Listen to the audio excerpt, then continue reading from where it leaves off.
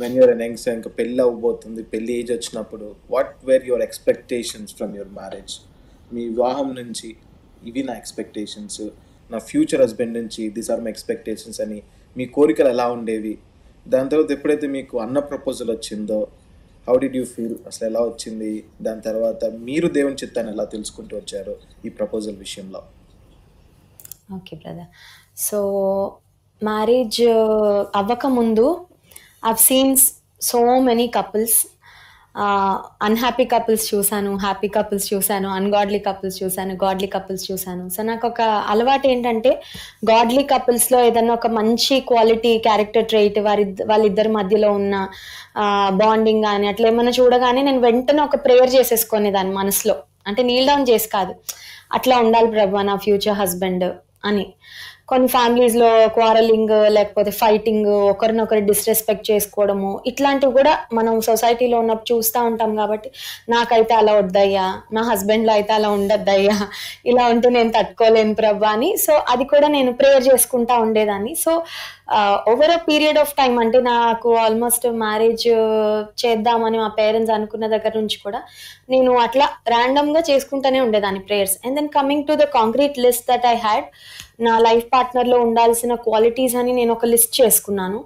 ఆ లిస్ట్లో height, weight, colour, job కానీ, ఫ్యామిలీ బ్యాక్గ్రౌండ్, ఫైనాన్షియల్ స్టేటస్ అవి వాటికి అసలు ప్లేసే లేదు.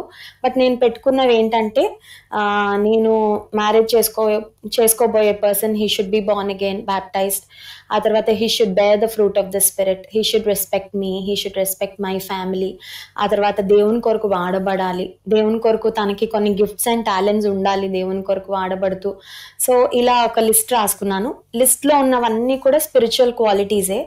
అయితే ఆ లిస్ట్ చూసినప్పుడల్లా ప్రేయర్ చేసుకునేదాన్ని, కానీ ఒక్కొక్కసారి అనిపించేది అసలు ఇవన్నీ ఉన్న వాళ్ళు ఈ ఎర్త్ మీద ఎగ్జిస్ట్ అవుతారా లేదా, maybe I'm asking too much, నేను చాలా హై ఎక్స్పెక్టేషన్ అడుగుతున్నానేమో ప్రభుని, అసలు ఇలా ఉండగలరా అని ఒక్కొక్కసారి అనిపించేది.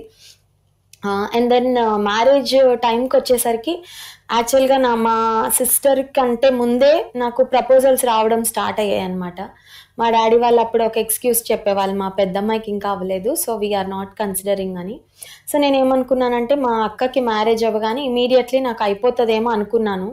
ఎందుకంటే సొసైటీలో ఒక అన్మ్యారీడ్ గర్ల్కి ఉండే స్ట్రగుల్స్ ఏంటో every unmarried girl will face them. So నేను అనుకునేదాన్ని నాకు పెళ్ళైపోయింది అంటే నాకు చాలా ఫ్రీగా, చాలా ఇబ్బంది లేకుండా ఉంటుంది సొసైటీలో. సో మా అక్కకి అవ్వగానే నాకు అయిపోతుందేమో అని దట్ వాస్ మై ఎక్స్పెక్టేషన్. కానీ మా అక్కకి అయిన 2 years వరకు కూడా నాకు మ్యారేజ్ అవ్వలేదు. So my parents were praying. 2 years కాదు, సారీ 1 year. మా అక్కకి మ్యారేజ్ అయిన 1 year తర్వాత మా మ్యారేజ్ అయింది. మా అక్క మ్యారేజ్ కూడా నేను యుఎస్లో ఉన్నాను, ఇండియాకి వచ్చి వెళ్ళాను అనమాట. సో అప్పుడు కూడా కపుల్ ఆఫ్ ప్రపోజల్స్ నా దగ్గరకు వచ్చేవి. నేను ఒకటే పెట్టుకున్నాను, ఒక రూల్ ఏం పెట్టుకున్నానంటే ఎవ్వరు వచ్చినా నా దగ్గరికి అప్రోచ్ అయినా, పర్సన్స్ అప్రోచ్ అయినా, ఫ్యామిలీస్ అప్రోచ్ అయినా, I would direct them to my dad అనమాట. నేను ఒకటే చెప్పేదాన్ని, మా డాడీ ఎవరిని అప్రూవ్ చేస్తే నేను వాళ్ళనే చేసుకుంటాను. సో ఎందుకంటే ఐ నో మా డాడీ ప్రేయర్ఫుల్గా, నా చైల్డ్హుడ్ నుంచి కూడా మా డాడీ ఎలా దేవుని చిత్తం కొరకు కనిపెట్టి, ఈవెన్ మమ్మల్ని సెలవుల్లో ఎవరైనా మా నానమ్మ వాళ్ళు ఊరికి పంపించాలంటే కూడా ప్రేయర్లో పెట్టి దేవుడు లీడింగ్ ఇస్తేనే పంపించేవాళ్ళు, అంతేగాని ఊరికే ఏది చేసేవాళ్ళు కాదనమాట. సో ఈవెన్ నేను యుఎస్లో ఉన్నప్పుడు కూడా నేను ఏదైనా లాంగ్ వీకెండ్ వస్తే ఏదైనా వెళ్ళాలంటే ముందు నేను ప్రేయర్లో పెట్టుకొని దేవుడు నాకు లీడింగ్ ఇచ్చాక మా డాడీని పర్మిషన్ అడిగే వెళ్ళేదాన్ని. Not that it was a compulsion, కానీ నేను ఎంత దూరంగా ఉన్నా నా పేరెంట్స్కి I always obeyed to them. So మా డాడీ ఎలాగా తన లైఫ్లో లీడ్ చేశారు, మమ్మల్ని ఎలా పెంచారు, ఇవన్నీ చూశాను కాబట్టి ఐ థాట్ డాడీ ద్వారా ఎవరు పర్సన్ వస్తే వాళ్ళని చేసుకోవాలని. ఏ ప్రపోజల్స్ వచ్చినా డాడీ ప్రేయర్ చేయడం నో అనేవారు, ప్రేయర్ చేయడం నో అనేవారు. సో ఒక పాయింట్లో అయితే నాకు డౌట్ వచ్చింది, డాడీ అసలు ఎవరినైనా ఓకే అంటారా అనరా అని చెప్పి. కొన్ని కపుల్ ఆఫ్ ప్రపోజల్స్ డాడీ వాళ్ళు ఏంటంటే, మాకైతే డీటెయిల్స్ బాగానే ఉన్నాయి నాన్న, నువ్వు ప్రేయర్ చేసుకో నీకు నడిపింపు ఉంటే అంటే. కపుల్ ఆఫ్ ప్రపోజల్స్ నాకు లేదు నడిపింపు. So dad said if you are not okay we will not insist anything. ఇది ఒకవేళ ఎంత మంచి ప్రపోజల్ అయినా మన రిలేటివ్స్ ఎవరు తెచ్చినా కూడా వీ విల్ నాట్ కన్సిడర్ అనేవాళ్ళు. సో ఫైనలీ జాన్ వెస్లీ గారు ప్రపోజల్ రాకముందు I was very lonely, I was very depressed. ఎందుకంటే యూఎస్లో ఫ్రెండ్స్తో ఉన్నాను, ఎవరు రూమీస్ ఎవరు క్రిస్టియన్స్ కాదు. So I was going to the church, coming back.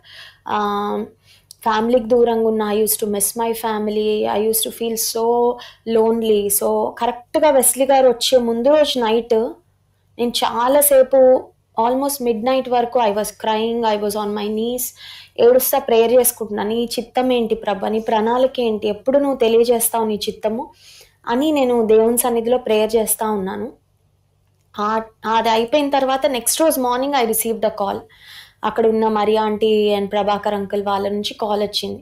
India నుంచి ఒక పాస్టర్ వచ్చారమ్మా, రీసెంట్గా నువ్వు కాన్ఫరెన్స్ కండక్ట్ చేసావు కదా ఇండియన్స్కి, సో నీ దగ్గర అందరి కాంటాక్ట్స్ ఉంటాయి, సో నువ్వు వస్తే బాగుంటుంది and bring all those Indian families also అని చెప్పారు. నేను నైట్ అంతా లేట్గా మేల్కొనుండి డ్రౌజీగా ఉండి అసలు పాస్టర్ గారు ఎవరు, ఆయన పేరేంటని కూడా నేను అడగలేదన్నమాట. తర్వాత నేను ఈవినింగ్ ఆఫీస్ నుంచి వచ్చాక అప్పుడు మళ్ళీ ఆంటీ కాల్ చేసి, ఎవరు ఆంటీ వస్తుంది అంటే జాన్ వెస్లీ గారమ్మ. ఐ వాజ్ వెరీ ఎక్సైటెడ్, ఎందుకంటే అప్పటికి జాన్ వెస్లీ గారిది గమ్యం చేరాలని సాంగ్ నేను యూట్యూబ్లో చూసి నేను రాసుకొని నా డైరీలో, నేను మా ఫ్రెండ్స్ ఎప్పుడైనా గ్యాదర్ అయినప్పుడు మేము కలిసి పాడుకొని ప్రేయర్ చేసుకునేటప్పుడు ఆ పాట కూడా పాడుకునే వాళ్ళం అనమాట. సో అన్న వస్తున్నారా అని నేను చాలా ఎక్సైట్ అయ్యాను అప్పుడు. ఇంకా వెంటనే మా అక్కడున్న తెలుగు ఫ్యామిలీస్కి చెప్తే వాళ్ళు కూడా చాలా హ్యాపీ ఫీల్ అయ్యారు. నేను చెప్పాను, కెమెరా తీసుకురండి, మనందరం గ్రూప్ ఫోటో దిగుదాము, మళ్ళీ ఇంకెప్పుడు కలవమ్మా అని అనుకున్నాం అనమాట. అసలు వెస్లీ గారికి మ్యారేజ్ అయిందా లేదా ఏం తెలియదు నాకు. వెస్లీ గారిని ఇన్ పర్సన్ కూడా నేను ఎప్పుడు చూడలేదు, బట్ యూట్యూబ్లో అలా సాంగ్స్ చూసాను అంతే. సో ఆ రోజు మీటింగ్కి వచ్చిన తర్వాత నేను అనుకున్నాను ఇంకెప్పుడు నేను మీట్ అవ్వను అని అనుకున్న తర్వాత మరియా ఆంటీ అండ్ అంకుల్ ఎవరైతే వెస్లీ గారిని మా సిటీకి ఇన్వైట్ చేశారో ఆ అంకుల్ వాళ్ళు మా డాడీతో అప్పటికే వాళ్ళు కాంటాక్ట్లో ఉన్నారు. సో అంకుల్ వాళ్ళు మా డాడీ వాళ్ళకి ఫోన్ చేసి, జాన్ వెస్లీ గారు డెన్వర్ వచ్చారండి, మీ పాపకైతే బాగుంటుందని మాకు అనిపిస్తుంది అని చెప్పారంట.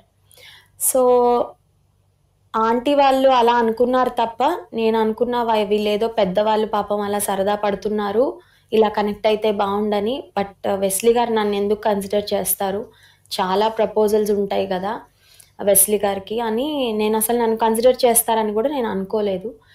అయితే ఇంకా ఆ రోజు దట్ ఈవినింగ్ వెస్లీ గారు ఇంకా లాస్ట్ మీటింగ్, ఆ తర్వాత నెక్స్ట్ రోజు మార్నింగ్ ఫ్లైట్లో వెళ్ళిపోతున్నారు.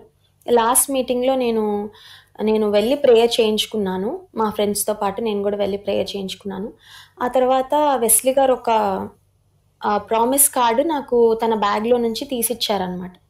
ఒక ప్యాక్ ఉన్నాయి కార్డ్స్, అందులోంచి ర్యాండమ్గా ఒక కార్డ్ తీశారు. అంటే చెక్ చేయలేదు ఏ వర్స్ ఇస్తున్నానని, ర్యాండమ్గా ఇచ్చి నేను ఆటోగ్రాఫ్ అడిగాను, ఇంకా కలవని అనుకొని ఆటోగ్రాఫ్ అడిగితే let me give you a promise అని ఒక ప్రామిస్ కార్డ్ తీసి దానికి సైన్ చేసి కింద డేట్ వేసి ఇచ్చారు. నేను మళ్ళీ కార్ ఎక్కేసాను, నేను వెంటనే కూడా వర్స్ చూడలేదు. బట్ ఇంటికి వచ్చిన తర్వాత నాకు ఆంటీ మళ్ళీ కాల్ చేసి, ఇలా మాకు అనిపిస్తుందమ్మా, మాకు లీడింగ్ ఉంది, మీ పేరెంట్స్తో కూడా మాట్లాడామంటే, నాకు ఆల్రెడీ మమ్మీ చెప్పారా ఆంటీ, బట్ ఇది దేవుని చిత్తం అయితే తప్ప ఇట్స్ నాట్ పాసిబుల్ అని చెప్పి నేను ఆంటీకి చెప్పాను.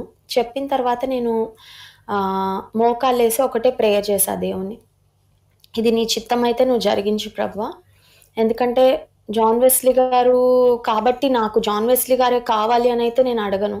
ఇంత గొప్ప దైవ సేవకునికి నేను నన్ను భారీగా నువ్వు ఒకవేళ if you count me worthy, నేనైతే ఫెయిత్ఫుల్గా ఉంటాను. All the days of my life I will be faithful to my calling, కానీ ఇది నీ చిత్తం అయితే జరిగించు అని దేవుని సన్నిధిలో నేను మోకాలేసి ప్రేయర్ చేసి అప్పుడు ఆ ప్రామిస్ కార్డ్ ఏంటని తీసి చూసాను అనమాట. ఎగ్జాక్ట్గా నాకు 2012లో నా జనవరి 1 వాచ్ నైట్ సర్వీస్లో నాకు వచ్చిన ప్రామిస్ రోమన్స్ 8:28, ఎగ్జాక్ట్గా అదే ప్రామిస్ ఉంది. So that was like the first confirmation for me. ఆ తర్వాత మా డాడీ వాళ్ళకి చెప్పిన తర్వాత దే స్టార్టెడ్ ప్రేయింగ్. మా డాడీకి కూడా దేవుడు పీస్ ఇచ్చారు, సో డాడీ అప్రూవ్ చేశారు నాకు ఆ ప్రామిస్ ద్వారా. That was one confirmation. ఆ తర్వాత వెస్లీ గారు వాళ్ళ పేరెంట్స్ వాళ్ళు కూడా అప్పటి వరకు చాలా ప్రపోజల్స్ వస్తే they didn't have leading. Aunty వాళ్ళు నా గురించి చెప్పాక మా మామయ్యకి అత్తమ్మకి దేవుడు వాళ్ళకు కూడా నడిపించారు, దే ఆల్సో హ్యాడ్ పీస్. ఆ తర్వాత వెస్లీ గారు wanted to ask me couple of questions, ఎందుకంటే సేవ అంటే ఈజీ కాదు, సో ఈ అమ్మాయి రెడీగా ఉందా లేదా తెలుసుకోవాలని he wanted to ask couple of questions. So ఆ కపుల్ ఆఫ్ క్వశ్చన్స్కి కూడా ఐ వాజ్ సో నర్వస్. ఒకటి I was at work, I was at work. Wesley గారు టెక్స్ట్ చేశారు, I want to talk to you అని. ఇంకా నాకు చేతులు కాళ్ళు వణికిపోతున్నాయి. నేను ఆఫీస్లో ఉన్నాను, నేను అన్నీ మర్చిపోయి నేను నా ఆఫీస్లోనే క్యూబికల్లోనే నేను నీల్ డౌన్ చేసేసాను. నీల్ డౌన్ చేసి నేను ఒకటే అడుగుతున్నాను, నేను ఏం చెప్పాలో నాకు తెలియదు అయ్యా, ఏం అడుగుతారో కూడా నాకు తెలీదు, బట్ నీ చిత్తానుసారంగా నడిపించు అని నేను దేవుని సన్నిధిలో ఇంకా అక్కడ ఉంటే మాట్లాడడానికి అవ్వదని మళ్ళీ I search for a conference room which was empty. మళ్ళీ వెళ్ళి అక్కడ కూడా మోకాళ్ళు వేసి అగైన్ ఐ వాజ్ ప్రేయింగ్ అనమాట. నువ్వు ఏం చెప్పాలి, నేను ఏం చెప్పాలో నాకు నువ్వు జ్ఞానం ఈ ప్రభు నువ్వు నడిపించని. సో ఆ కాన్వర్జేషన్ అయిన తర్వాత we had like perfect peace అనమాట. వెస్లీ గారికి నాకు ఇద్దరికి we had that perfect peace. Almost first conversation అని చెప్పాలి ఫోన్లో, but we both felt that oneness in the spirit. So అలా దేవుడు ముందుకు తీసుకువెళ్ళారు. And then marriage July 4th అండి, జూలై 4th వెస్లీ గారు డెన్వర్ వచ్చారు. అండ్ దెన్ అక్కడ ఉన్నప్పుడే 1 weekలో మా డాడీ వాళ్ళకి దేవుడు పీస్ ఇచ్చారు, వెస్లీ గారు వాళ్ళ పేరెంట్స్కి పీస్ ఇచ్చారు. అండ్ దెన్ వెంటనే వెస్లీ గారు వాళ్ళు సెప్టెంబర్ 1st అనుకుంటా ఇండియా వచ్చేసారు.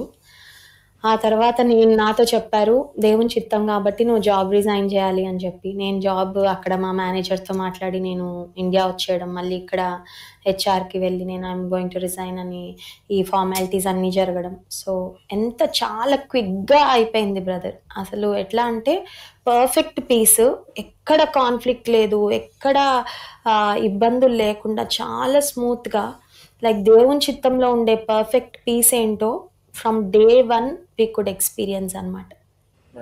Thank you.